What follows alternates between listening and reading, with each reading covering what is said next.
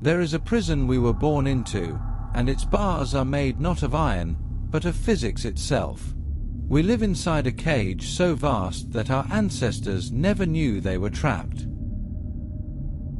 For most of human history, the universe seemed infinite in its possibility, an endless frontier waiting for our ships and our dreams. But the universe is not infinite. It is profoundly, cruelly finite. And the distances between the stars are so monumentally vast that they mock our every attempt at escape. Consider this: our nearest stellar neighbor, Proxima Centauri, lies 4.2 light-years away. That number sounds almost manageable, doesn't it? 4.2.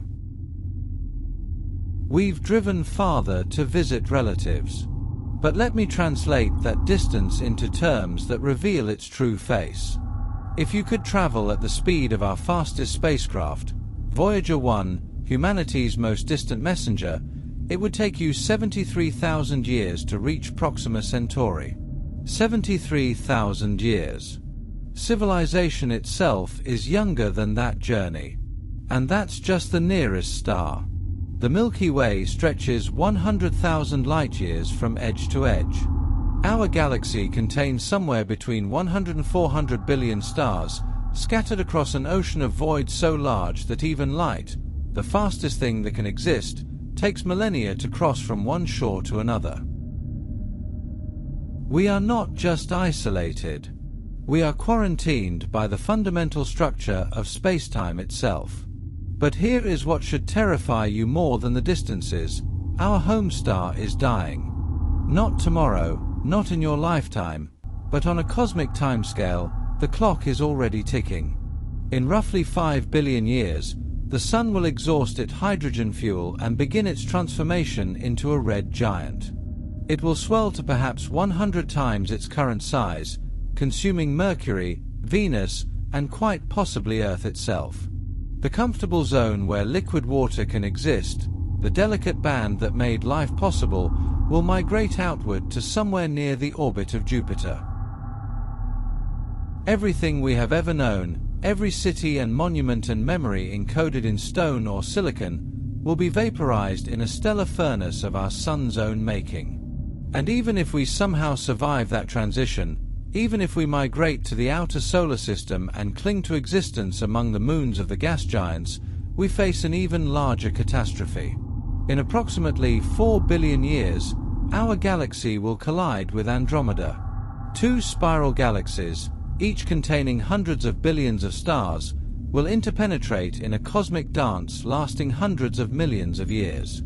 Individual stellar collisions will be rare. Space is mostly empty, after all, but the gravitational chaos will fling stars out of their orbits like stones from a slingshot. Our Sun could be ejected from the galaxy entirely, left to wander the intergalactic void. Or worse, it could be drawn into regions of intense stellar density, where nearby supernovae could sterilize every world in our system with lethal radiation. We cannot stay here forever. The universe itself has issued us an eviction notice, written in the language of thermodynamics and gravity. If our species, or whatever we become, wishes to survive on truly cosmic timescales, we must learn to do something that seems utterly impossible. We must learn to move. Not just ourselves, not just our machines or our digitized consciousness, but our entire solar system. We must take our star, our Sun, this massive nuclear furnace that has warmed our world for 4.5 billion years, and we must drive it across the galaxy like a ship across an ocean.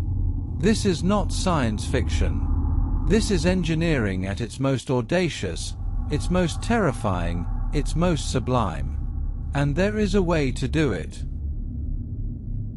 Every attempt we have ever made to leave our world has been a negotiation with the rocket equation, and the rocket equation always wins.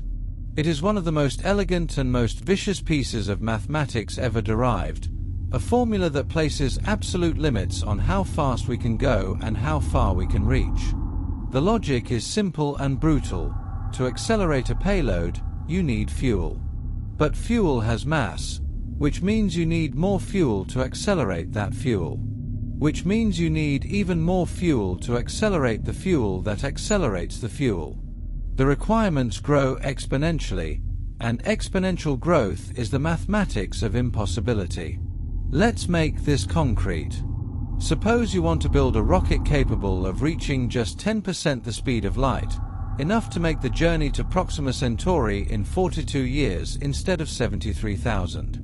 Let's be generous and assume you have a perfect fusion engine, one that converts matter to energy with 100% efficiency, something we cannot build and likely never will. Even with this impossible engine, the rocket equation demands that for every kilogram of payload you want to accelerate to 10% light speed, you need approximately 2.7 kilograms of fuel. That doesn't sound so bad, does it? Less than 3 to 1. But here's the catch. You also have to decelerate when you arrive, which means you need to carry deceleration fuel with you during the acceleration phase, which means the fuel requirement explodes to roughly 7 kilograms of fuel per kilogram of payload. And if you want to return home, if you want to bring back samples or data or survivors, the ratio climbs to nearly 20 kilograms of fuel per kilogram of payload. 20 to 1, even with perfect matter-energy conversion. Now scale that up to a starship large enough to carry a viable population. Scale it up to a generation ship, a mobile ecosystem, a fragment of civilization enclosed in metal and spinning for artificial gravity. We're talking about millions of tons of payload, which means hundreds of millions of tons of fuel. And where do you get that fuel? And how do you contain it? And what happens if there's an accident, if the magnetic containment fails, if a fusion reaction goes critical? You're not building a ship anymore. You're building a bomb so large it could sterilize planets. We've tried to imagine our way around this problem for decades. Chemical rockets. Laughably inadequate, they can barely escape Earth's gravity well, let alone reach the stars. Ion drives. Magnificently efficient, but their thrust is measured in fractions of a newton, the force equivalent of holding a few sheets of paper. You could run an ion drive for centuries and never reach a meaningful fraction of light speed. Nuclear pulse propulsion, the Orion drive, where you detonate atomic bombs behind a massive pusher plate and ride the shockwave. Brilliant in theory, apocalyptic in execution, and still limited by fuel mass. The rocket equation devours every clever solution we propose. And even if we solve the propulsion problem, even if we discover some exotic physics that lets us cheat the equation, we face an even more fundamental barrier: time. At 10% light speed, an almost unimaginable velocity by current standards, the journey to even nearby stars takes decades. The journey to interesting destinations, to stars with potentially habitable worlds, takes centuries. No human crew could survive the voyage. We would need suspended animation, or generation ships where entire societies are born, live, and die between the stars, knowing they will never see the destination. Or we would need to abandon biology entirely, to upload consciousness into machines that can endure the endless dark. Every solution we propose fragments on the same hard reality. The distances are too vast, our technology too primitive, our lifespans too brief. We are mayflies dreaming of crossing oceans. We are organisms optimized for a single planet, trying to become a star-faring species, and the universe is not designed to make that transition easy. The rockets will not save us. The ships will not save us. So what if we stopped trying to build ships? What if, instead, we moved the entire ocean? There is a particular kind of audacity that emerges when humans contemplate scales beyond immediate comprehension. It happened when we split the atom, when we realized that matter itself was a reservoir of almost incomprehensible energy, and that we could unlock it.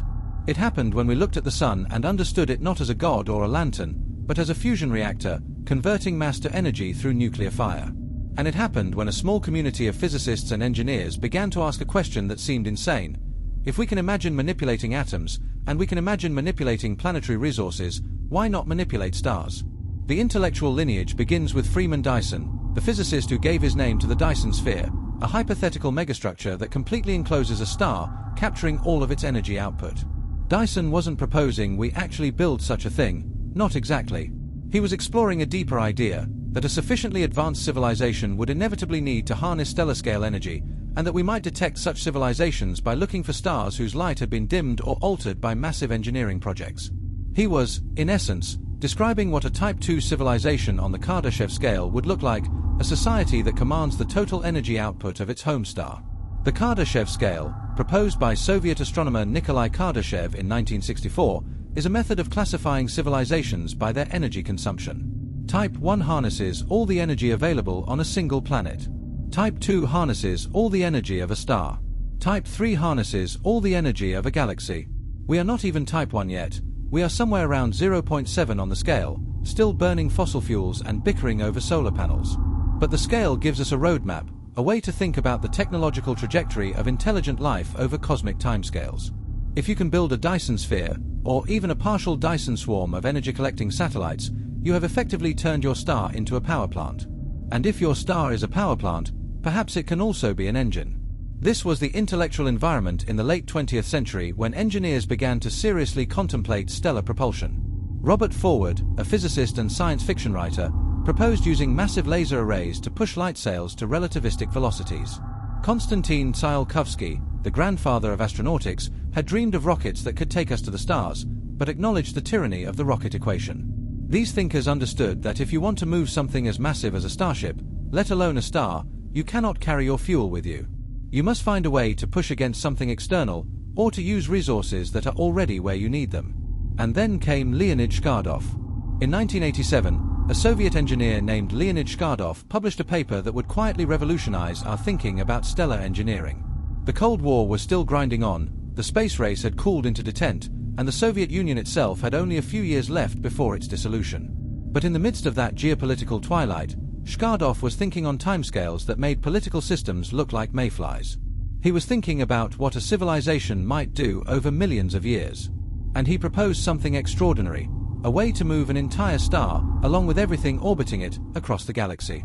The Shkadov thruster, as it came to be known, is elegant in its simplicity.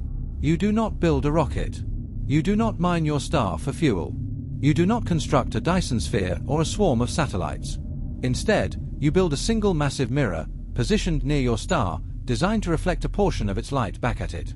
The star's own radiation pressure, the momentum carried by photons streaming outward in all directions, becomes your propulsion system. You are, in essence, using your star as both the engine and the fuel, pushing it with its own light.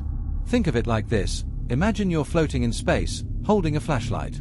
If you turn on the flashlight, the photons streaming out carry momentum. Not much, photons are massless, and their individual momentum is infinitesimal, but momentum nonetheless. By conservation of momentum, you will feel a tiny push in the opposite direction. Now imagine your flashlight is not a handheld device, but a star producing 10 to the 26 watts of power. Imagine the flashlight has been shining for billions of years and will continue for billions more. Suddenly, that tiny push becomes something that can move mountains. Or rather, something that can move a star. Shkadov's insight was that you didn't need to reflect all of the star's light, only a portion of it. Build a curved mirror, something like a parabolic reflector, positioned close to the star's photosphere. The mirror reflects light from one hemisphere of the star back toward the star itself. The light from the opposite hemisphere streams freely into space. The result is an imbalance. The star is now producing more radiation pressure on one side than the other. Over time, immense, geological, almost incomprehensible amounts of time, this imbalance causes the star to accelerate. Shkadov calculated that for a star like our Sun, a sufficiently large mirror could produce an acceleration of approximately 10 to the -5 meters per second squared. That number is almost offensively small. It would take the Sun about 1 million years just to accelerate to 20 kilometers per second, roughly the orbital velocity of Earth. But here is the miracle of exponential patience. Keep accelerating for 100 million years, and your star could be moving at a significant fraction of galactic orbital velocities. Keep going for 1 billion years, and you could traverse the entire diameter of the Milky Way. Who was Leonid Shkadov? What kind of mind conceives of a project that would take longer than multicellular life has existed on Earth? The details of his life are frustratingly sparse. He was an engineer in the Soviet space program, a specialist in astronautics and orbital mechanics. He published his paper in a Soviet journal that few Western scientists read at the time. He was not seeking fame or recognition, he was simply following the mathematics to its logical conclusion. If you want to move stars, here is how you do it. The engineering is horrifying, The timescales are absurd, but the physics is sound. Shkadov's thruster is not a fantasy. It does not require exotic matter or unknown physics. It is simply engineering at a scale we have never attempted, at timescales our species has never contemplated. It asks us to think not in terms of human lifetimes or civilizations, but in terms of epochs, eras, ages that make history itself seem like a flickering instant. And the question it forces us to confront is this: are we capable of thinking that far ahead? Can a species that struggles to plan beyond the next election cycle, the next fiscal quarter, the next generation, commit to a project that will not bear fruit for 1,000,000 years? Can we become the kind of beings that move stars? Let us examine the anatomy of this impossible machine. Let us dissect the Shkadov thruster piece by piece, until we understand not just what it is, but why it works, and why it terrifies anyone who truly comprehends its implications. At the heart of the design is a mirror, but calling it a mirror does it a disservice. This is not a piece of polished glass or coated metal like the mirrors in your home. This is a structure that must span millions of kilometers, positioned so close to the sun that it bathes in radiation hot enough to vaporize any known material.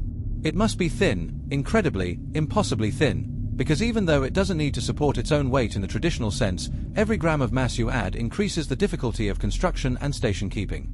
It must be more reflective than the finest telescope mirrors humanity has ever polished, because every photon that gets absorbed rather than reflected is energy wasted, heat accumulated, structural integrity compromised. Imagine a curved shell, vast enough to eclipse half the sun from any given vantage point. It does not completely surround the star. That would be a Dyson sphere, a different and even more ambitious megastructure. Instead, it forms a parabolic arc on one side of the sun, positioned somewhere between the orbit of Mercury and Venus, depending on the design specifications and the tolerance of your construction materials. The shape is critical. It must focus the reflected light back toward the sun's photosphere, creating maximum momentum transfer. A flat mirror would work, but a parabola is more efficient, directing the photons with precision. Now let's talk about what happens when light hits this mirror. Photons, despite being massless, carry momentum. This is a consequence of their wave-particle duality, described by the equation P equals h divided by lambda, where P is momentum, h is Planck's constant, and lambda is the wavelength of the light. When a photon strikes a surface and is absorbed, it transfers its momentum to that surface. When it is reflected, it transfers twice that momentum, once when it hits, and once when it bounces back, like a ball rebounding off a wall. The sun produces approximately 3.8 times 10 to the 26th watts of power. That is an almost meaningless number in human terms, so let me contextualize it. Every second, the sun converts roughly 4 million tons of mass into energy via nuclear fusion. The light produced by this process radiates outward in all directions, carrying momentum as it goes. Most of this light escapes into the void, contributing nothing to propulsion. But the light that strikes the Shkadov mirror, the light from one hemisphere of the sun, gets bounced back. This creates an asymmetry. On one side of the sun, photons are streaming away freely. On the other side, photons are being reflected back toward the star, transferring their momentum. The net result is a thrust vector, a gentle, persistent push in one direction. The sun, responding to this imbalance, begins to accelerate. The acceleration is agonizingly small. Shkadov's original calculations, refined by subsequent researchers, suggest a value on the order of 10 to the negative 5th meters per second squared for a solar mass star. To put that in perspective, Earth's gravitational acceleration at the surface is 9.8 meters per second squared, roughly 1 million times stronger. The Shkadov thruster produces an acceleration so feeble that you could not detect it with any instrument over a human lifetime. You would need to observe the sun's position relative to distant galaxies for thousands of years before the motion became measurable. But here is the beauty and the terror of the design. It never stops. There is no fuel to run out, no engine to break down. As long as the sun shines, and it will shine for another 5 billion years, the thrust continues. The acceleration accumulates. Velocity builds, slowly, inexorably, like interest compounding in a savings account opened at the dawn of civilization and left untouched for 1,000,000 years. Run the numbers forward. After 1 million years of continuous acceleration, the sun could reach a velocity of roughly 30 kilometers per second relative to its starting frame, comparable to the orbital velocity of the Earth around the sun. After 10 million years, 300 kilometers per second. After 100 million years, you're approaching 3,000 kilometers per second, or 1% the speed of light. And if you let the thruster run for 1 billion years, if your civilization can maintain this structure across timescales that dwarf the entire history of complex life on Earth, you could theoretically accelerate the sun to a significant fraction of the speed of light. At that point, you are not bound to your corner of the galaxy anymore. You can navigate. You can choose your destination. You can flee dying stars, avoid supernova blast zones, escape the gravitational chaos of galactic collisions. You have transformed your solar system into a generation ship writ large, a mobile oasis traveling through the cosmic desert, carrying with it every world and moon and comet that ever mattered to your species. But there is a cost. There is always a cost. And the cost of moving a star is measured not in dollars or resources, but in time, in engineering challenges that make every other human endeavor look trivial, and in the existential gamble of committing your entire civilization to a project that will not be completed for longer than your species may exist. To understand the engineering nightmare of the Shkadov thruster, we must begin with the most basic and most impossible requirement: the mirror itself must exist. And nothing we have ever built, nothing we know how to build, comes even remotely close to what would be required. Consider the scale first. The mirror must be large enough to intercept a meaningful fraction of the sun's radiation from one hemisphere.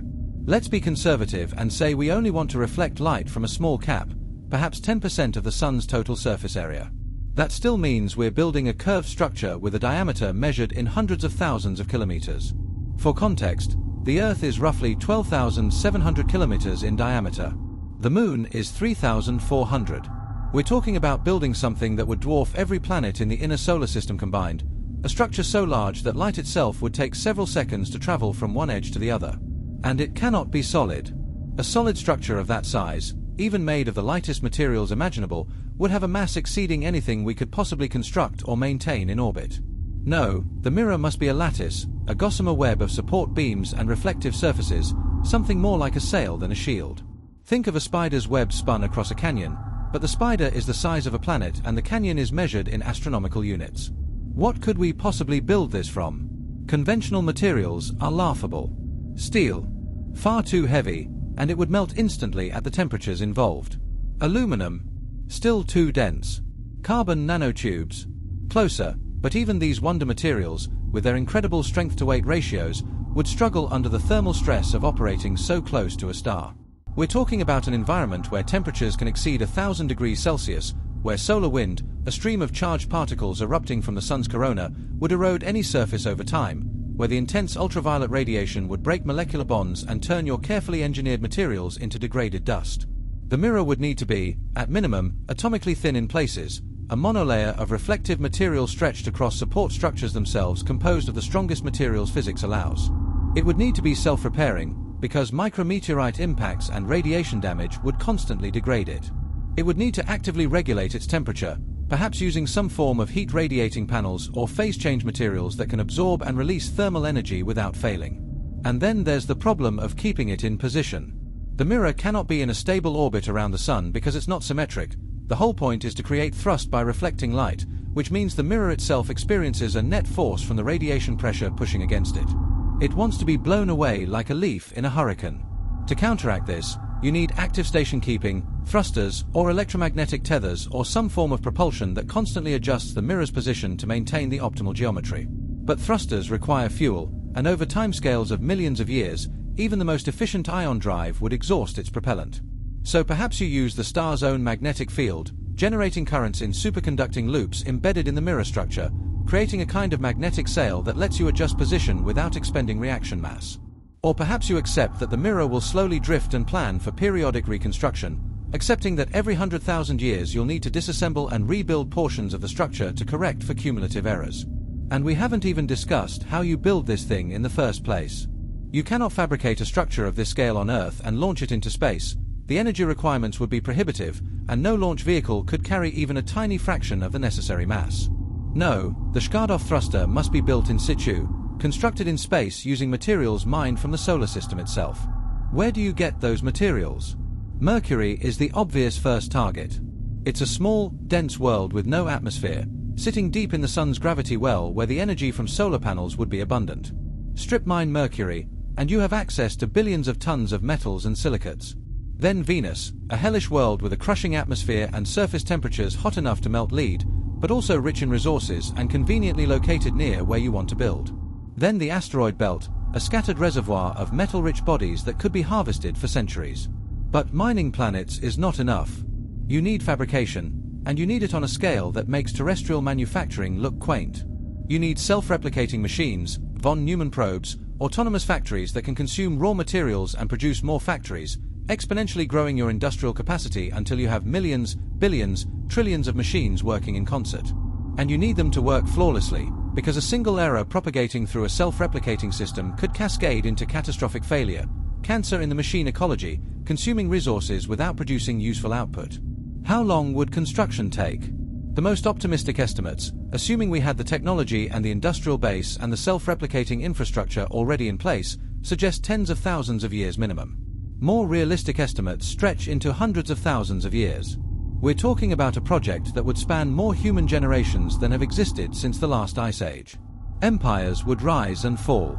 Languages would evolve and die. The civilization that begins construction would not resemble the one that completes it. And throughout all of that time, you are vulnerable. Vulnerable to war, to political collapse, to loss of knowledge, to shifts in priority. What if, 5,000 years into the project, a new generation decides this is all folly and redirects resources elsewhere?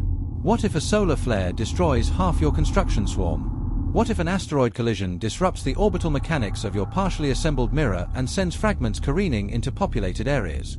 The engineering challenges are not merely technical. They are civilizational. They require a continuity of purpose across timescales that human societies have never achieved. They require us to become something we have never been, a species capable of multi-generational, multimillennial coordination toward a single goal. And that might be the most impossible requirement of all. If we do this, if we commit to moving our solar system across the galaxy, we must first answer a more fundamental question. Where are we going? The galaxy is not empty, but it is not welcoming either. Stars are scattered through an ocean of radiation and dust and vacuum, separated by distances so vast that even traveling at high fractions of the speed of light would require millions of years to reach most destinations. Choosing where to aim our star is perhaps the most consequential decision a civilization could ever make, because once you begin accelerating, changing course becomes exponentially more difficult. So let's think strategically. What makes a destination worth the cost of uprooting our entire solar system? First, we must consider timescale. If we're building a Shkadov thruster, we're committing to a journey measured in millions of years at minimum. That means we need to think about where stars will be, not where they are now. Stars orbit the galactic center, and their paths are perturbed by gravitational interactions with molecular clouds, other stars, the complex dance of galactic dynamics. The star you aim toward today might have drifted thousands of light years from that position by the time you arrive. So any target selection must account for proper motion, gravitational drift, the evolution of the local stellar neighborhood over geological time. Second, we need to avoid hazards. The galaxy is not a safe place. There are regions of intense stellar density, like the core, where stars are packed so close together that planetary systems would be destabilized by gravitational interactions. There are nebulae, massive clouds of gas and dust where new stars are being born, and where the radiation from hot young O-class stars would strip atmospheres and sterilize worlds. There are supernova remnants, expanding shells of debris moving at thousands of kilometers per second, and any solar system that passes through one would be scoured by a lethal flood of radiation and high-energy particles. Then there are the long-term threats, the existential risks that operate on timescales longer than biological evolution. The Andromeda Galaxy is approaching us at roughly 110 kilometers per second. In about 4 billion years, it will collide with the Milky Way, and the two galaxies will merge into a single elliptical giant. During the collision, stellar orbits will be violently disrupted. Stars could be flung into intergalactic space, left to wander the void between galaxies for the rest of cosmic time. Or they could be drawn into high-density regions where the probability of close encounters or supernovae goes up dramatically. If we're moving our solar system, one of the most compelling strategic goals would be to escape this collision entirely. But where would we go? Andromeda is not the only galaxy in the local group. There's Triangulum and dozens of dwarf galaxies, but they too will eventually merge or be absorbed. To truly escape, we'd need to leave the local group entirely, heading out into intergalactic space. But that introduces a new problem.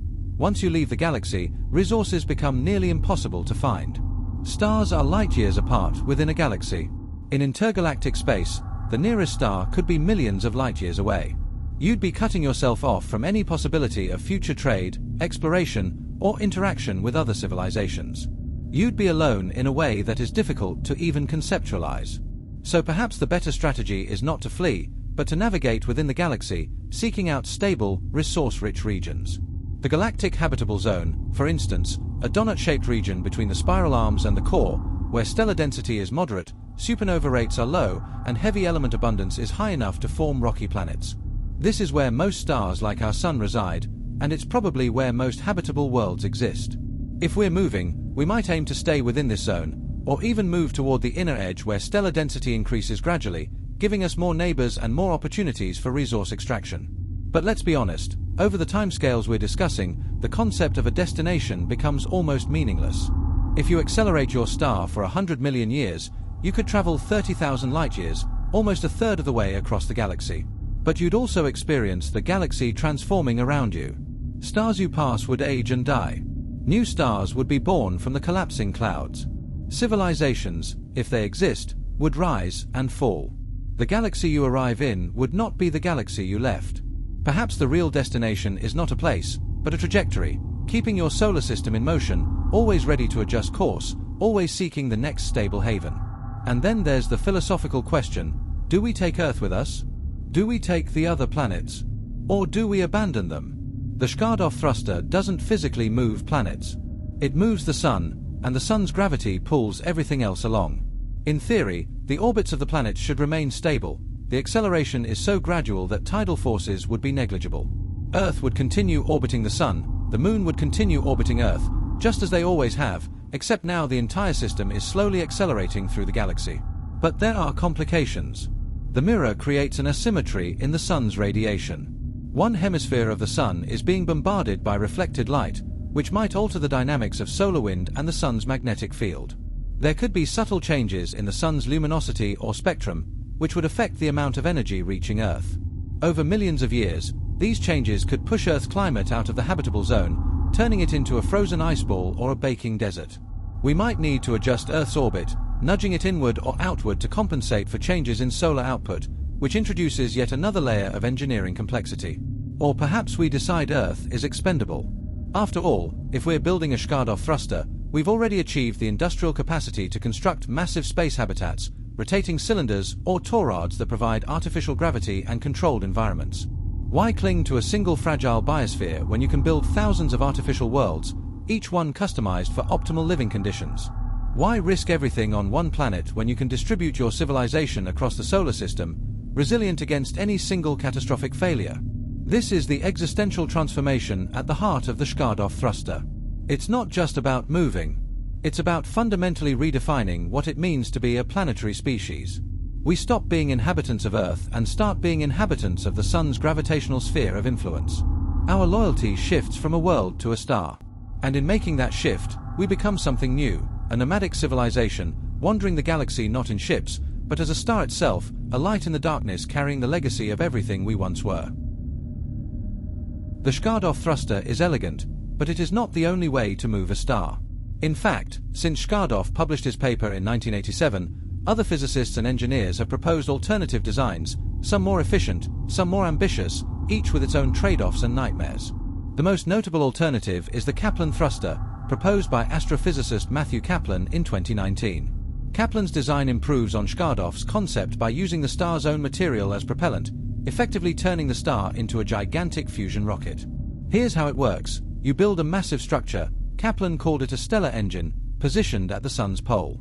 This engine uses powerful magnetic fields and energy beams to lift material from the Sun's photosphere, extracting hydrogen and helium from the outer layers. Some of this material is funneled through a fusion reactor to generate power. The rest is accelerated and expelled as a high-velocity jet, producing thrust. The advantage of the Kaplan thruster is efficiency. By using the star's own mass as reaction mass, you generate far more thrust than you could with radiation pressure alone. Kaplan's calculations suggest his design could produce accelerations roughly 100 times larger than the Shkadov thruster, which means you could move your star across the galaxy in tens of millions of years instead of hundreds of millions. You could navigate more quickly, respond to threats faster, reach desirable destinations within a time frame that at least resembles the lifespan of a long-lived civilization. But there's a brutal trade-off. You're consuming your star. Every gram of hydrogen you eject is a gram that will never fuse in the core, never contribute to the Sun's luminosity. Over millions of years, you're shortening the Sun's lifespan, eating away at the fuel that has sustained your world for billions of years. Kaplan estimated that using his thruster continuously for 100 million years would reduce the Sun's lifespan by roughly 1%. That doesn't sound like much, but remember, we're talking about a star that has only a few billion years left anyway. If you're aggressive with your thruster usage, if you extract material too quickly in an effort to accelerate faster, you could turn the Sun into a red dwarf prematurely, dimming the light that reaches your worlds, forcing you to migrate inward just to stay warm. There's also the engineering challenge of extracting material from the Sun in the first place.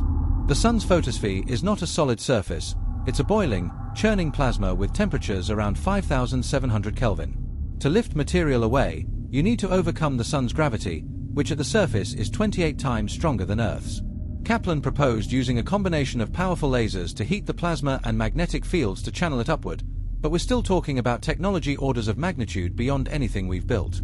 You're essentially building a straw that can suck on a star without melting, without being blown away by solar wind, and without accidentally triggering instabilities that could cause the Sun to flare or eject mass uncontrollably. Then there are hybrid designs, combinations of the Shkadov mirror and the Kaplan engine, or systems that use Dyson swarms, vast arrays of solar collectors orbiting the Sun, to capture energy and beam it to propulsion systems. These designs maximize efficiency but multiply complexity. Every additional component is another point of failure, another structure that must be maintained over millions of years. And looming over all of these proposals is the Dyson sphere itself, or more realistically, a Dyson swarm. If you can build a swarm of millions of satellites that collectively capture most of the Sun's energy output, you've solved the power problem. You have access to 10 to the 26th watts, enough to run planetary-scale industrial operations, to power interstellar communication arrays, to maintain your stellar engines and mirrors with energy to spare. But building a Dyson swarm is itself a mega-project that makes the Shkadov thruster look modest. You're talking about disassembling entire planets to get the raw materials, coordinating the orbits of millions of satellites so they don't collide, managing the heat dissipation from structures that are absorbing starlight and converting it to electricity. The engineering challenges compound, one impossibility stacked on another, until you're left staring at a vision of the future so vast and so intricate that it feels more like mythology than science. But here's the thing. All of these designs, Shkadov, Kaplan, Dyson, they're all based on known physics. We're not invoking warp drives or wormholes or exotic matter. We're using thermodynamics, electromagnetism, gravity, the same fundamental forces that govern everything from falling apples to orbiting galaxies. The only thing separating us from these technologies is time, resources, and the will to build them. They are not impossible. They are merely improbable, absurdly difficult, terrifyingly ambitious. But they are possible. And that should haunt us, because it means the universe does not forbid us from doing this. It merely asks if we have the patience, the coordination, the audacity to try. Let's confront the uncomfortable truth at the heart of the Shkadov thruster. The timescales involved are so vast that they mock the very concept of human civilization. We're talking about a project that would take longer to complete than written language has existed, longer than agriculture, longer than our species has been anatomically modern. If the first humans to conceive of the Shkadov thruster had begun construction at the dawn of the last ice age, roughly 20,000 years ago, we would still be in the earliest stages of mining mercury and establishing our self-replicating swarms. The mirror itself would not yet exist. The Sun would not have moved a measurable distance. So let's ask the question that no one wants to confront. Who is this for? Who benefits from a project that will not be completed for hundreds of thousands of years, that will not produce meaningful results for millions? Not us. Not our children, or our children's children, or any generation remotely connected to the present moment. The civilization that completes the Shkadov thruster will be so far removed from ours, so transformed by time and technology, that they might not even remember why it was started. They might look back at the initial planning documents, if any records survive, and wonder what kind of beings would commit to something so absurd. And yet, isn't that the point? Isn't the Shkadov thruster, in its own way, the ultimate act of hope? To begin something knowing you will never see it finished, knowing your name will be forgotten long before the first meaningful thrust is achieved, and to do it anyway because you believe that something of value persists across those vast gulfs of time, that is an act of profound faith in continuity, in the idea that civilization itself is worth preserving even if its form changes beyond recognition. But there's a darker interpretation. Perhaps the Shkadov thruster is not hope but hubris, the ultimate expression of a species that refuses to accept its own limits. We are mortal beings, tied to biological clocks that tick in decades. Our societies are fragile, held together by language and law and shared memory, all of which degrade over time. Empires crumble. Knowledge is lost. Libraries burn. And we think we can coordinate action across millions of years. We think we can maintain continuity when we can barely maintain it across centuries. Consider the longest-lasting human institutions we have. The Catholic Church is roughly 2,000 years old. The Chinese state, in various forms, has persisted for about 4,000. These are the exceptions, the outliers, institutions that have managed to survive longer than most civilizations exist. And even they have undergone radical transformations, schisms, collapses, reinventions. Now multiply those timescales by a factor of 1,000. Do we really believe our institutions, our languages, our values, could remain coherent for 1,000,000 years? For 10 million? And there's the technological wildcard. The rate of technological change has been accelerating. It took thousands of years to get from agriculture to the Industrial Revolution. It took 200 years to get from steam engines to nuclear power. It's taken less than a century to get from the first computers to artificial intelligence that can match or exceed human performance in many domains. Extrapolate that curve forward, and within the next few centuries, we might develop technologies that make the Shkadov thruster obsolete before it's even completed. Imagine you're 1,000 years into the construction project. Your civilization has invested enormous resources, sacrificed other opportunities, committed entire generations to this singular goal. And then someone invents a warp drive, or a method for digitizing consciousness and transmitting it across the galaxy at light speed, or a way to create artificial wormholes. Suddenly, your multimillion-year star-moving project looks quaint, a relic of primitive thinking, like building a canal system in the age of airplanes. Do you abandon it? Do you continue out of sheer inertia? Do you repurpose the infrastructure for something else? Or worse, imagine we encounter a technological singularity, a point where artificial intelligence exceeds human capability so dramatically that we can no longer predict or control what happens next. Post-singularity civilizations, if they exist, might have goals and values utterly alien to ours. They might not care about moving stars because they've transcended the need for physical substrates entirely. Or they might disassemble stars for raw materials to build computronium, vast computational matrices where uploaded minds live in simulated realities. The Shkadov thruster assumes continuity of values, that beings millions of years from now will still care about survival, exploration, the physical universe. But we have no guarantee that's true. And then there's the question of whether the project could even survive the countless catastrophes that could befall a civilization over such timescales. A nearby supernova that sterilizes your worlds and disrupts your construction. A gamma-ray burst from a distant hypernova that fries your electronics and collapses your industrial base. An asteroid impact or a rogue planet passing through your system. Political fragmentation, war, resource depletion, ecological collapse, pandemic, asteroid mining accident that cascades into system-wide disaster. Any of these could derail the project, and over millions of years, the cumulative probability of some catastrophe approaches certainty. The Shkadov thruster demands perfection. Not just technical perfection, but social, political, cultural perfection. It demands a civilization that never falters, never loses sight of its goal, never succumbs to the entropy that claims all complex systems eventually. And that might be the most unrealistic assumption of all. So why even consider it? Perhaps because the alternative, accepting that we are bound to our corner of the galaxy, that we will live and die with our sun, that no amount of cleverness or ambition can let us escape the slow decay written into thermodynamics, is unbearable. The Shkadov thruster is not a plan. It's a prayer. A prayer that we can become more than we are, that we can learn to think in timescales that dwarf our biology, that we can build something that outlasts empires and epochs and ages. Whether that prayer will ever be answered, we cannot know. But the fact that we can conceive of it at all, that we can do the mathematics and sketch the blueprints for a machine that moves stars, tells us something important about ourselves. We are a species that refuses to accept limits, even when those limits are written in the stars themselves. Here is a thought that should keep you awake at night. If you build a Shkadov thruster, you are announcing your presence to the galaxy in the loudest possible way. You are placing a beacon on your solar system that screams, "Here we are, and we are powerful enough to move stars." And if there are others out there, other civilizations watching, that announcement carries risks we cannot fully calculate. The Fermi paradox haunts every discussion of advanced technology. If intelligent life is common in the universe, if civilizations arise and persist and develop technologies like the Shkadov thruster, then where are they? Why don't we see evidence of stellar engineering everywhere we look? Why is the galaxy not filled with moved stars, with rogue solar systems traveling on obviously artificial trajectories? The silence is deafening, and the possible explanations are troubling. One explanation: Civilizations don't survive long enough to build megastructures. They destroy themselves through war or ecological collapse or runaway AI before they achieve the coordination necessary for multimillion-year projects.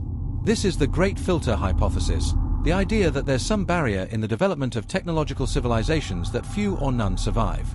If that's true, and if the filter lies ahead of us rather than behind us, then the Shkadov thruster might never be built by anyone, anywhere. Another explanation: civilizations build these structures, but we can't detect them. Perhaps stellar engines produce spectral signatures we've mistaken for natural phenomena.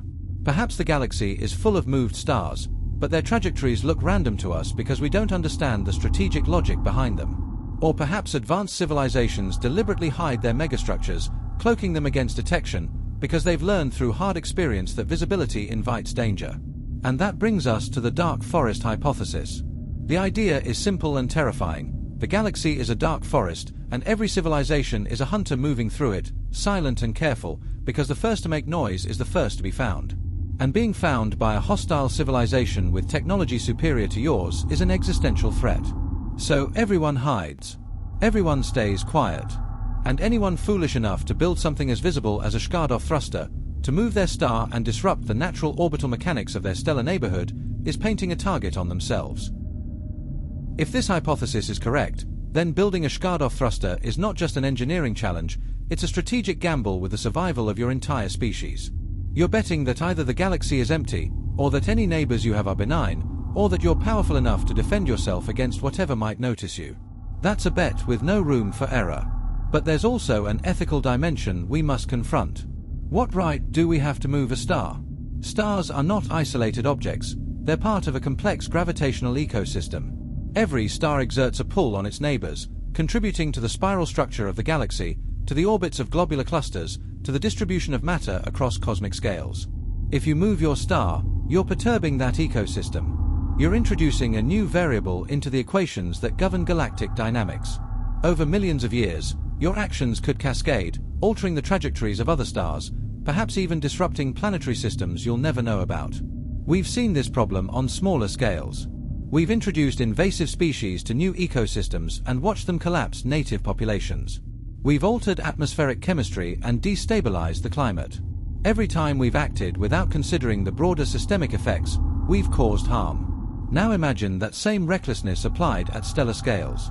Are we wise enough, humble enough, to wield that kind of power responsibly? Or will we blunder forward, confident in our own cleverness, only to discover too late that we've triggered some catastrophe we never anticipated? And then there's the question of consent. If you move the sun, you're moving everyone who orbits it. You're making a decision on behalf of every future generation, every species that might evolve on the moons of Jupiter or Saturn, every artificial intelligence that might be created, every form of life we haven't yet imagined. Do they get a say? Or does the present generation arrogate to itself the right to determine the trajectory of billions of years of future history? These are not easy questions, and I will not pretend to have answers. But they are questions we must ask if we're serious about becoming a civilization capable of stellar engineering. Power at this scale demands wisdom at an equally vast scale, and I am not convinced we possess it. Perhaps that's why the galaxy is silent. Perhaps every civilization that reaches this threshold looks into the abyss of its own potential and chooses caution over ambition. Or perhaps they all chose ambition, and silence is what followed. So let's ask the question that underpins all of this: why move a star at all? Why not simply abandon it? If we develop the industrial capacity to build a Shkadov thruster, we've already developed the capacity to build massive space habitats, generation ships, self-sustaining ecosystems that can survive indefinitely without a parent star.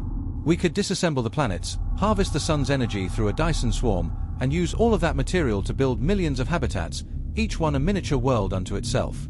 Then we leave. We scatter across the galaxy in a diaspora of world ships, each one independent, each one carrying a fragment of human culture and biology and memory. This is the seed ship strategy, and it has advantages. You're not locked into a single slow trajectory. You can send habitats in every direction, maximizing your chances that some fragment of your civilization survives whatever disasters the galaxy throws at you. If one habitat is destroyed by a collision or a supernova, the others persist. You're resilient, distributed, anti-fragile. And you're not dependent on the sun anymore. Each habitat carries its own fusion reactors, its own energy source, its own closed-loop ecology. You've transcended the need for a star, which means you can navigate through regions of the galaxy where stars are sparse, or even venture into intergalactic space if you choose. You are no longer a planetary species, or even a stellar species. You're a spacefaring species in the truest sense, nomadic, unbound, free. But there's a cost. You've fragmented. The habitats will diverge, culturally and eventually biologically, as they adapt to their different environments and lose contact with each other. Over millions of years, they'll become separate civilizations, separate species, as distinct from each other as we are from Homo erectus. The unified human story, the idea that we share a common origin and destiny, dissolves into a million smaller stories, each one isolated, each one unaware of the others. We don't just leave the sun. We leave behind the possibility of collective identity. By contrast, the Shkadov thruster preserves unity. If you move the sun, you move everyone together. You keep the solar system intact, the planets and moons and habitats all bound by gravity to a common center. You maintain the possibility of communication, of shared governance, of a civilization that remains coherent across time. There's a certain beauty in that, a romantic notion that even as we voyage across the galaxy, we carry our origin story with us. The sun that warmed the first cells in Earth's primordial oceans is the same sun that lights our way to new corners of the cosmos. Or perhaps the truth is simpler: we move the sun because we can. Because building a Shkadov thruster is the ultimate flex, the ultimate demonstration of mastery over nature. It's not about practicality or efficiency. It's about making a statement, about proving that we have transcended the limits that bind all other known life. We move the sun because moving the sun is the kind of thing a Type 2 civilization does, and we want desperately to believe we can become that.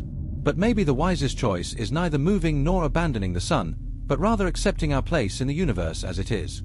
Maybe the right response to the vastness and indifference of the cosmos is not to conquer it, but to learn to live gracefully within our limits. To build a sustainable civilization here, in this solar system, that can persist for billions of years without needing to expand or flee. To cherish Earth not as a cradle we must outgrow, but as a home we've been fortunate enough to find. I don't know which path is correct. I don't know if any of them are. But I know that the Shkadov thruster forces us to ask these questions, to confront the deepest anxieties and grandest ambitions of our species. And in that sense, whether we ever build it or not, it's already served a purpose. It's shown us what we might become, for better or worse. And that vision, that impossible machine that moves stars, will haunt us for as long as we look up at the night sky and wonder if we're meant for more than this small blue world.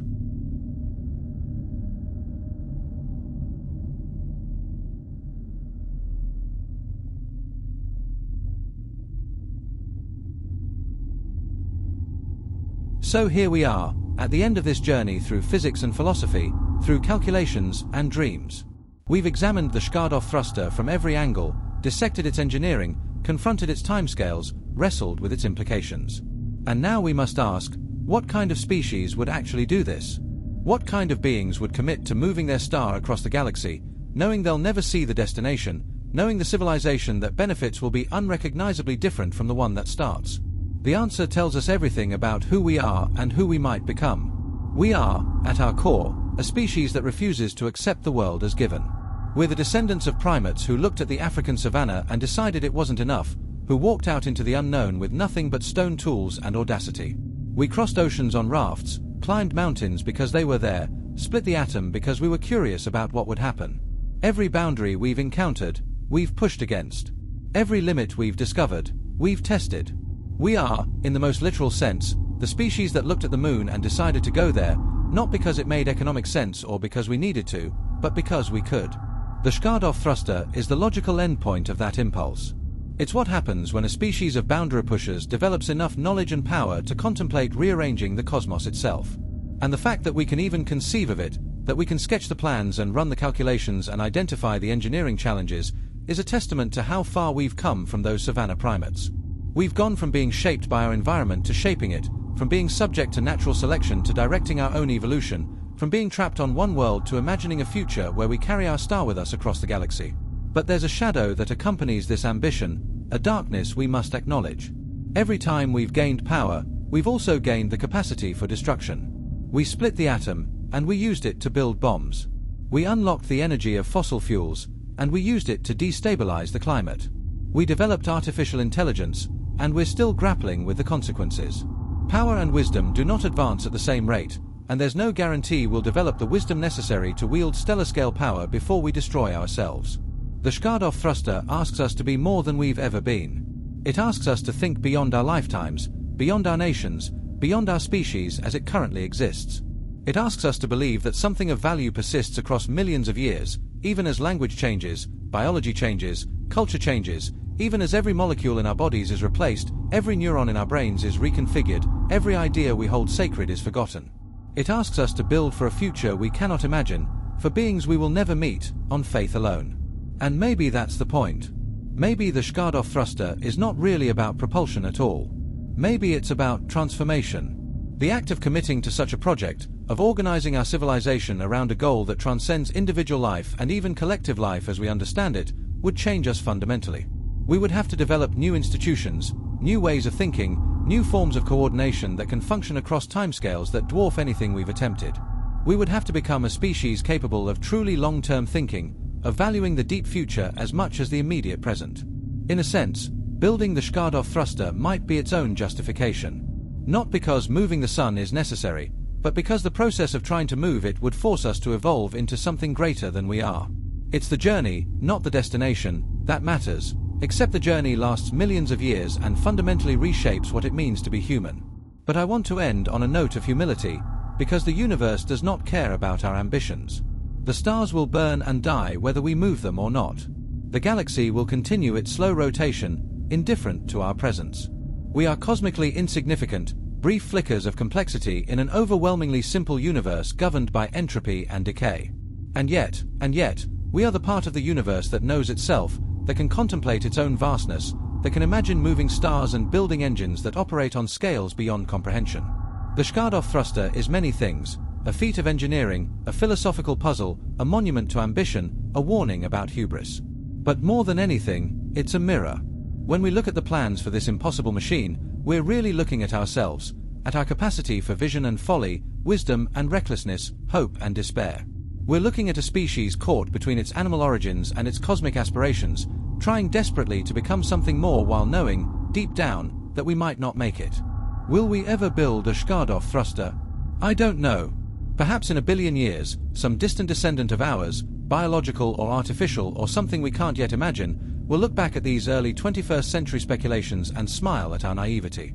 Or perhaps they'll marvel that we even dared to dream this large, that we stared into the abyss of cosmic insignificance and responded not with despair but with blueprints. Either way, the fact that we can conceive of moving stars means something. It means we've come far enough, learned enough, dared enough to imagine ourselves as cosmic engineers. And whether we succeed or fail, whether we build the thruster or abandon the dream, whether we transcend our limits or perish trying, the universe will have been different for having contained creatures who looked up at the stars and asked, what if we could move them? That question, more than any answer, is our legacy. That question is what it means to be human. And as long as we keep asking it, as long as we refuse to accept the universe as it is and keep straining toward what it might become, we have not yet reached the end of our story. The Shkadov thruster waits in the future, an impossible dream made almost possible by mathematics and madness, calling to us across the vast gulfs of time. Whether we answer that call, whether we commit to the centuries and millennia and millions of years it would take to move our star, to carry our home across the galaxy, to become the species that refuses to die quietly, that choice has not yet been made. But the universe is patient. And it's watching to see what we'll become. The universe is patient. And it's watching to see what we'll become. But before we can move stars, we must first learn to move rocks. Before we can engineer at stellar scales, we must master planetary scales. And so let us descend from the cosmic heights of theory and examine where we stand today, in this early 21st century, at the very beginning of our journey toward becoming a spacefaring civilization. Let us look at what we have built, what we have attempted, and how pathetically far we still are from the grandeur of the Shkadov thruster. Our most ambitious space structures today are fragile, temporary things. The International Space Station, humanity's greatest orbital achievement, masses roughly 420 tons. It took over a decade to assemble, required more than 40 missions to construct, and costs billions of dollars annually to maintain. It is, by any reasonable measure, an extraordinary accomplishment, a permanently crewed outpost in space, a laboratory where we learn how human bodies and minds adapt to microgravity, a symbol of international cooperation that has somehow survived geopolitical tensions for over 2 decades. And yet, compared to what the Shkadov thruster demands, the ISS is nothing. It is a single grain of sand compared to all the beaches on Earth. The mirror for a Shkadov thruster would need to be millions of times more massive, operating in an environment millions of times more hostile, maintained not for decades but for millennia. The ISS requires constant resupply from Earth, constant maintenance from astronauts, constant monitoring from ground control. It leaks air, accumulates damage from micrometeorites, suffers equipment failures that require immediate attention. It is a testament to how hard it is to build anything in space, how unforgiving the environment is, how every component must be engineered to perfection because there are no second chances when you're orbiting at 17,000 miles per hour. We have launched solar sails, gossamer films of reflective material pushed by sunlight, and they work. The Japanese Ikaro spacecraft, launched in 2010, successfully demonstrated solar sail propulsion in interplanetary space. The Planetary Society's LightSail 2, launched in 2019, raised its orbit using nothing but photon pressure from the Sun. These are magnificent achievements, proof that the fundamental physics of radiation pressure is sound, that we can build structures light enough and reflective enough to be accelerated by starlight. But these sails are measured in square meters, not square kilometers. LightSail 2 sail is 32 square meters, roughly the size of a boxing ring. To build a Shkadov mirror, we would need a surface area measured in billions of square kilometers, a structure so vast that describing it in square meters becomes meaningless. We would need to increase our manufacturing capacity by a factor so large that it stops being a number and becomes an abstraction. And we have barely begun to mine space. We've retrieved samples from asteroids. Japan's Hayabusa missions brought back a few grams of material from asteroid Itokawa and Ryugu. NASA's OSIRIS-Rx collected roughly 250 grams from asteroid Bennu. These are extraordinary achievements, robotic missions that traveled hundreds of millions of kilometers, rendezvoused with tumbling rocks in the darkness, and returned with pristine samples of the early solar system. But they are not mining. They are sampling. The difference between collecting grams and processing billions of tons is not a matter of scale, it's a difference in kind, a gulf so vast that we don't yet have a clear path to bridge it. There are proposals, of course. Companies and space agencies talk about mining asteroids for platinum and rare earth elements, about using lunar regolith to manufacture solar panels and construction materials, about establishing industrial bases on Mars where we could process the planet's iron-rich soil. These proposals are economically questionable at best. The cost of retrieving materials from space currently far exceeds their value on Earth, and will continue to do so until we develop reusable launch systems, automated mining operations, and in-situ resource utilization at scales we've never attempted. But the economics might change if we're not bringing materials back to Earth. If we're building in space, for use in space, then the calculus shifts. Lifting materials out of Earth's gravity well is expensive. But moving materials around in the microgravity environment of the asteroid belt, or the lunar surface with its 1/6 Earth gravity, is comparatively cheap. If we establish manufacturing infrastructure in orbit, if we develop self-replicating robots that can process raw materials and assemble components without human supervision, then perhaps, over centuries, we could accumulate the industrial capacity needed to build megastructures. This is the von Neumann paradigm, named after mathematician John von Neumann, who formalized the concept of self-replicating machines. Send a probe to an asteroid. The probe mines the asteroid, refines the materials, and builds copies of itself. Those copies spread to other asteroids and repeat the process. The population of probes grows exponentially. 2 becomes 4, 4 becomes 16, 16 becomes 256.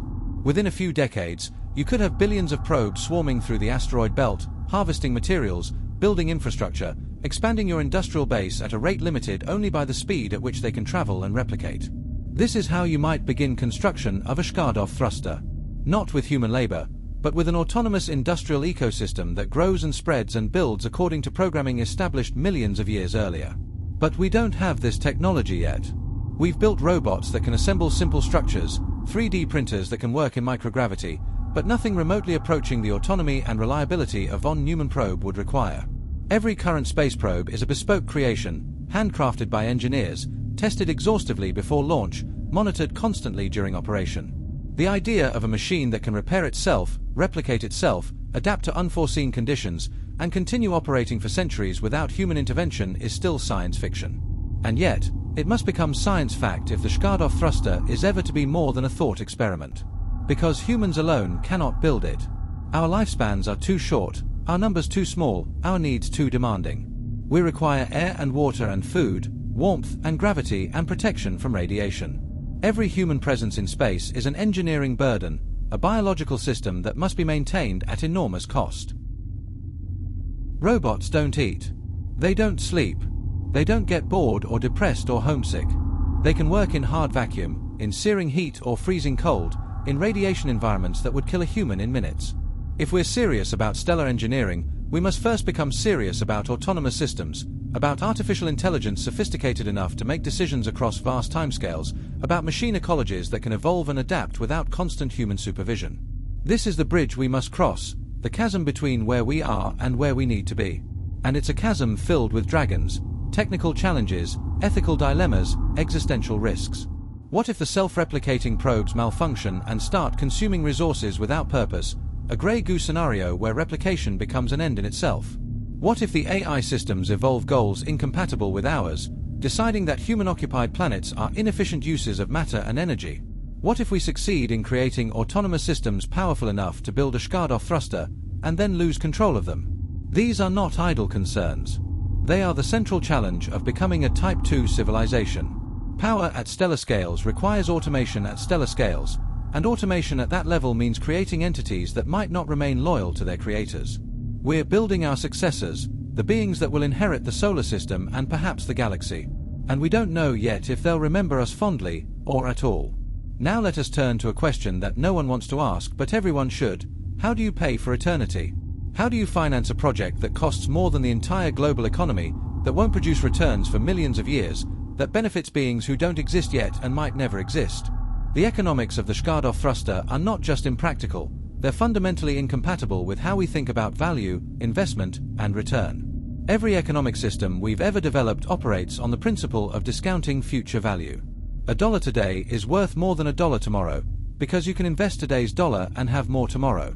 This is not greed or short-sightedness, it's rational behavior in a universe governed by entropy, where resources can be used now to create more resources later.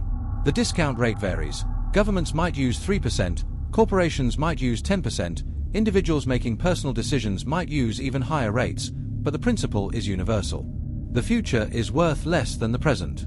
Now apply this to the Shkadov thruster. Suppose you invest $1 trillion today in asteroid mining infrastructure, the first step toward building a megastructure. At a modest 3% discount rate, compounded over 1 million years, the present value of any benefit accruing at the end of that period is effectively zero. Not small. Zero, within any reasonable margin of measurement. The numbers are so extreme that they break our economic models. You cannot justify the investment using any conventional cost-benefit analysis, because the benefits are temporally so distant that they disappear into the mathematical noise. So how do you get around this? One option: you don't. You accept that the Shkadov thruster cannot be justified economically and must instead be understood as a civilizational project that transcends economics, like a religious monument or a work of art. The pyramids of Egypt were not economically rational. They consumed enormous resources, required decades of labor, and produced nothing of material value. But they were built anyway, because the civilization that built them valued something more than economic efficiency. They valued the symbolic, the eternal, the assertion of human will against the void. Perhaps the Shkadov thruster is similar. Perhaps it's not an investment but an offering, a gift we make to the future with no expectation of return, no guarantee of gratitude, no certainty that anyone will even remember our names. We build it because building it is the kind of thing a civilization does when it wants to declare that it existed, that it mattered, that it refused to be forgotten. But there's a more pragmatic approach, one that acknowledges the economic realities while still making the project possible. You make the construction itself valuable. The infrastructure you build to create a Shkadov thruster, the mining operations, the manufacturing facilities, the space habitats, the energy collection systems, these have immediate uses. A Dyson swarm built to power the construction of the mirror also provides abundant clean energy for the civilization building it. Autonomous mining probes that harvest asteroids for mirror materials can also provide resources for building new habitats, new ships, new colonies. The technologies developed to solve the engineering challenges of stellar propulsion will have spin-offs, applications we can't predict, innovations that improve life in the present even as they enable futures we'll never see. This is how multi-generational projects have succeeded in the past. Medieval cathedrals took centuries to build, longer than any individual's lifetime, but the communities building them benefited from the process, the jobs created, the skills developed, the sense of purpose and identity that came from participating in something larger than themselves. The cathedral was both end and means, destination and journey. But even this pragmatic approach has limits. It works for projects measured in decades or centuries, but does it scale to millions of years? Can you maintain economic continuity when the civilization at the beginning and the civilization at the end are separated by timescales longer than biological evolution? The workers laying the first foundations of a medieval cathedral could at least imagine the completed structure, could see in their minds what their great-great-grandchildren would finish. But no human mind can truly imagine what the solar system will look like in 1,000,000 years, let alone 10 million. We're asking people to invest in a future they cannot envision, for beings they cannot imagine, on faith alone. And faith is not a reliable foundation for engineering projects of this scale. Faith wavers, erodes, fragments under the weight of time and suffering. Generations will come who question the wisdom of their ancestors, who look at the incomplete megastructure and ask if it's worth continuing, if the resources might be better spent elsewhere, if the whole enterprise was a colossal mistake. There will be crises, wars, plagues, famines, disasters natural and self-inflicted, that tempt each generation to abandon the project, to use the accumulated materials for immediate survival rather than distant glory. This is why the economics of eternity cannot be separated from the politics of eternity, or the psychology of eternity, or the philosophy of eternity. You cannot build a Shkadov thruster with money alone. You must build it with culture, with shared mythology, with institutional structures that can preserve purpose across timescales that make empires look like mayflies. You must create a civilization that values the deep future as much as the immediate present, that can look beyond its own mortality and care about what comes after. We have never done this successfully. We have never built institutions that remain true to their founding purpose across geological time. We have never maintained cultural continuity for more than a few thousand years. And yet the Shkadov thruster demands exactly this: perfect cultural continuity, unwavering commitment, institutional immortality. It demands that we become something we have never been. And the question we must ask ourselves is that transformation even possible? Or are we, by our very nature as finite beings with finite lifespans and finite imaginations, incapable of the kind of thinking required to move stars? I don't have an answer. But I know that if we cannot find one, if we cannot learn to think and plan and coordinate across millions of years, then the Shkadov thruster will remain forever a dream. And perhaps that's fine. Perhaps some dreams are meant to inspire rather than to be realized, to show us what we might aspire to even if we never achieve it. Or perhaps, somewhere in the vast future ahead of us, we'll surprise ourselves. Perhaps we'll find a way to care about beings we'll never meet, to build for futures we cannot imagine, to become the kind of civilization that refuses to be limited by the tyranny of the present. The stars are waiting. The question is whether we'll ever be ready to move them. But let us end not with economics or engineering, but with communication, because this might be the deepest challenge of all. How do you maintain coherence across the abyss of time? How do you ensure that the civilization completing the Shkadov thruster remembers why it was started, understands its purpose, remains committed to the vision of beings who died 1,000,000 years earlier? Language itself is not stable over such timescales. English is roughly 1,500 years old, and already the earliest forms, Old English, the language of Beowulf, are incomprehensible to modern speakers without extensive study. Go back 5,000 years and you're looking at Proto-Indo-European, a reconstructed language that we can only guess at, the common ancestor of Hindi and Greek and Russian and Spanish and dozens of others. Go back 10,000 years and we have no idea what languages were spoken. They've left no trace, no written records, nothing but silence. Now multiply that timescale by 1,000. The civilization that completes the Shkadov thruster, if all goes according to plan, will be operating 10 million years after construction begins. The linguistic distance between them and us will be incomprehensibly vast. They won't speak English or Chinese or any recognizable human language. Their modes of communication might be entirely different. Perhaps they're digital consciousnesses exchanging information directly, or biological entities that have evolved entirely new sensory organs and communication methods. They might not use words at all. So how do you pass on knowledge across that gulf? How do you ensure they remember the purpose of the half-built structure they've inherited? You cannot rely on written records. All physical media degrade over time. Paper crumbles. Stone erodes. Even our most durable storage methods, inscriptions in metal or crystal, will eventually be worn away by cosmic radiation and micrometeorite impacts. And even if the physical records survive, will anyone be able to read them? Will they remember the languages, the symbolic systems, the cultural contexts needed to decode the messages we leave?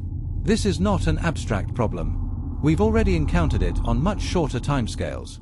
We don't know how to read linear A, the script of the Minoan civilization from roughly 4,000 years ago. We can barely read ancient Sumerian cuneiform, and only because we found trilingual inscriptions, the Rosetta Stones of the ancient world, that gave us keys to translate. If we had only encountered cuneiform in isolation, it might have remained undeciphered forever. Now imagine leaving instructions for maintaining a megastructure and hoping they'll be understood 10,000 generations later. One approach is redundancy. You encode the information in every possible way, in every language you know, in mathematical symbols that you hope will remain universal, in pictograms that communicate through images rather than words. You build monuments, vast structures that cannot be ignored, inscribed with your message in forms designed to survive the ages. This is what we're attempting with nuclear waste storage sites, places where we must warn future civilizations about dangers that will remain lethal for 10,000 years. We're designing warning symbols that we hope will be understood even if language fails, universal signifiers of danger that transcend culture. But 10,000 years is nothing compared to the timescales of the Shkadov thruster. And even our best attempts at universal communication might fail. What if the beings who inherit our work don't think like we do? What if their psychology is so different that our symbols, our warnings, our explanations are simply noise to them?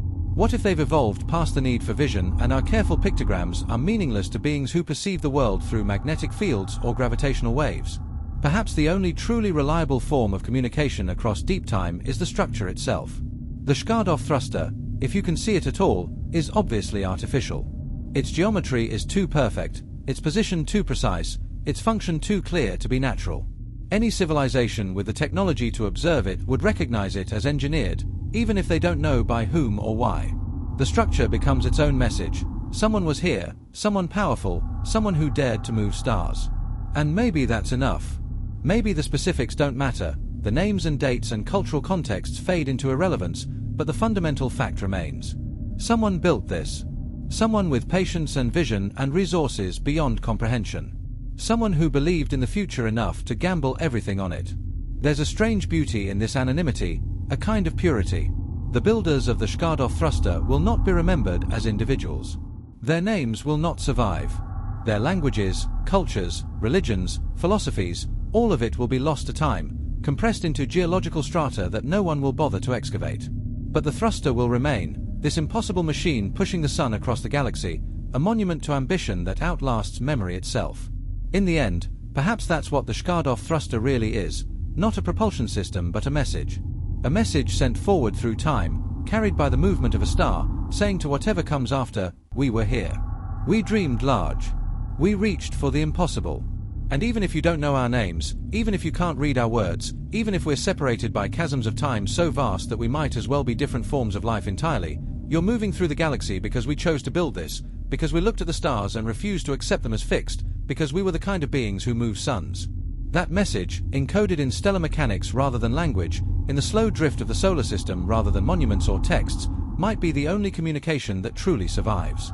And in a universe of entropy and decay, where everything eventually crumbles into dust, where even stars eventually burn out and die, there's something profoundly human about leaving a mark that endures. Not a mark in stone or metal or digital code, but a mark in motion itself, in the trajectory of our home as it wanders among the stars. We are, after all, creatures who tell stories. We've painted on cave walls and carved into stone and written on paper and encoded into silicon. We've filled the air with songs and the earth with monuments. We've always been desperate to say, I existed. I mattered. Remember me. And the Shkadov thruster, this absurd, impossible, magnificent machine, is the ultimate expression of that desperation. A story told in the language of gravity and light, a story that lasts not for generations but for epochs, a story that moves stars. Whether anyone will be around to hear that story, we cannot know. Whether the movement of our sun across the galaxy will be noticed, interpreted, understood, we cannot predict. But we can tell it anyway. We can build as if the future matters, as if the beings who come after us deserve our best effort, as if there is meaning in the act of creation itself regardless of who witnesses it. And perhaps that's the final answer to why we would build a Shkadov thruster, why we would commit to something so vast and so improbable and so utterly beyond the scope of normal human experience.